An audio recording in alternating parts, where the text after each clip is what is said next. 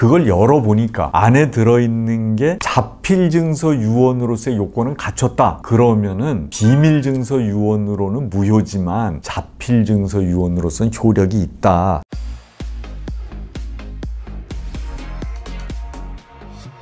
안녕하세요. 행복한 상속의 홍순기 변호사입니다. 이 시간에는 비밀증서 유언의 요건, 그 다음에 어떤 데 무효가 될 수 있는지 그런 부분에 관해서 말씀을 드리겠습니다. 아직까지 구독자가 아니시면 까만색 구독 버튼 눌러주시면 큰 힘이 되겠습니다. 첫 번째로 우리 민법에 정해져 있는 비밀증서 유언의 요건에 관해서 말씀을 드리겠습니다. 첫 번째는 유언자가 그 유언의 내용과 작성한 사람의 이름을 적은 증서를 엄봉 날인하고 이렇게 되어 있습니다. 그게 무슨 소리냐면 우선 유언의 내용을 적는데 본인이 적지 않아도 된다는 거거든요. 유언의 내용을 적은 사람 이름, 이게 있는 증서를 단단히 봉해서 봉한 자리에다가 도장을 찍고, 그러니까 유언자가 찍는 거죠. 그 다음에 2명 이상의 증인 앞에다가 증서를 제출하면서 이게 내 유언서다 이렇게 밝히고, 그리고 나서 증인 2명한테 제출한 날에 연월일을 봉투 표면에다가 적고 유언자하고 증인이 거기에다 서명 또는 기명 날인하고, 그리고 나서 봉투에 쓰여진 날짜로부터 5일 내에 공증인이나 법원 서기한테 가서 확정 일자인을 받아야 됩니다. 이게 조금 복잡한 것 같은데 이게 장점이 뭐냐면 다른 사람을 시켜서 쓴 것이라도 비밀증서 유언의 요건에는 맞는다. 글씨를 잘 못 쓰시거나 문맹이시거나 이런 분들도 유언을 하실 수 있다. 그거고요. 봉투에 연월일을 적고 증인 2명이 기명 날인, 서명 이렇게 하는데 하여간 5일 이내에 확정 일자인을 받지 않으면 무효가 될 가능성이 있다. 이거를 아시는 게 좋겠습니다.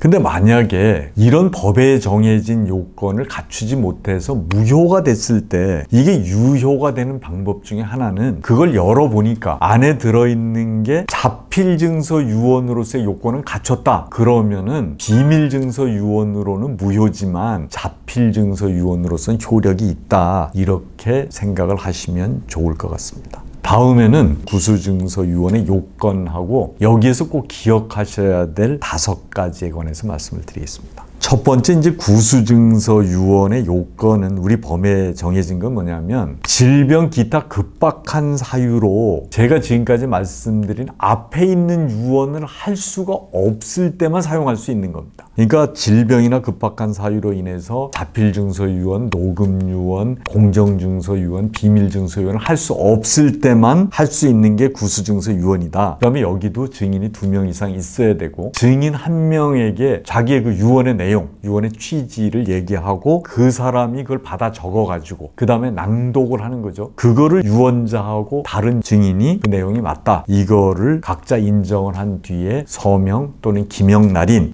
이게 요건입니다. 그리고 또 하나는 구수증서 유언장이 만들어진 날로부터 7일 이내에 법원에 유언 거민을 신청해야 된다. 거민을 신청하지 않으면 무효가 된다. 이게 지금 이제 구수증서에 관한 민법에 있는 요건입니다. 여기서 이제 꼭 기억하셔야 될 5가지에 관해서 말씀을 드리겠습니다. 첫 번째는 다른 방식의 유언이 가능한 상태에서 구수증서 유언은 무효다. 두 번째는 다른 유언이나 마찬가지로 의사능력이 있어야 되는데 급박한 상태니까 사실은 의사능력이 판단하기가 여러 가지 어려울 수가 있거든요. 그럼 결국은 이게 나중에 문제가 되면 법원에서는 어떤 경위로 구수증서 유언을 하게 됐는지, 또 하나는 증인들한테 어떤 상태였는지 이런 거를 전부 다 살펴서 유효 여부를 결국은 법원에서 결정하는 거죠.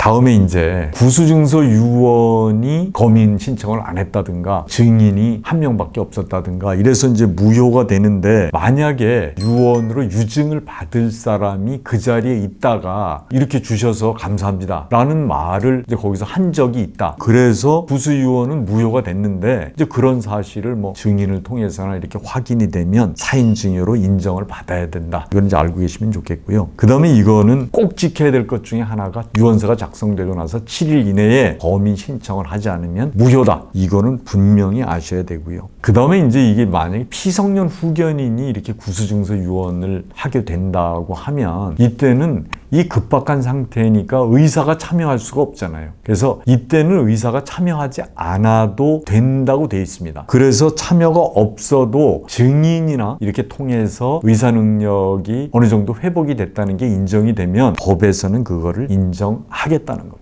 그래서 이번 시간에 이제 비밀증서 유언에는 확정일자가 꼭 있어야 된다. 그 다음에 구수증서 유언에서는 5가지를 꼭 지키셔야 구수증서 유언이 유효하다. 이런 말씀을 드렸습니다. 네, 이 영상이 유익하셨다면 구독, 좋아요 부탁을 드리겠습니다. 그리고 다음 시간에는 제가 앞에서 4가지 유언을 설명하면서 그 무효인 유언의 전환, 이것에 대해서 말씀을 드렸는데 그 부분이 사인증여입니다. 다음 시간에는 사인증여에 관해서 말씀을 드리도록 하겠습니다. 감사합니다.